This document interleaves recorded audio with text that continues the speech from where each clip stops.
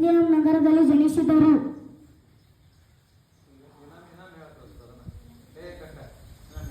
ಕ್ರೈಸ್ತ ಧರ್ಮದ ಸ್ಥಾಪಕ ಯೇಸುಕ್ರಿಸ್ತನ ಜನನ ಇಸ್ರೇಲ್ ದೇಶದ ಬೆತ್ಲೆಹೇಮ್ ನಗರದಲ್ಲಿ ಜನಿಸಿದರು.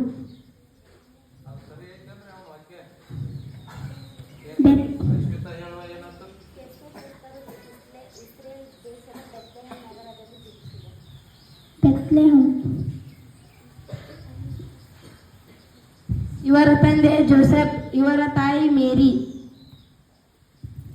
ಕ್ರೈಸ್ತ ಧರ್ಮದ ಪವಿತ್ರ ಗ್ರಂಥ ಬೈಬಲ್ ಇದು ಹಿಬ್ರೂ ಭಾಷೆಯಲ್ಲಿದೆ. ಇಟಲಿಯ ರೋಮ್ ನಗರ ಕ್ರೈಸ್ತ ಧರ್ಮದ ಪ್ರಮುಖ ಕೇಂದ್ರವಾಗಿದೆ. ಇಟಲಿಯ ರೋಮ್ ನಗರವು ಯುರೋಪ್ ಖಂಡದಲ್ಲಿ ಕಂಡುಬರುತ್ತದೆ.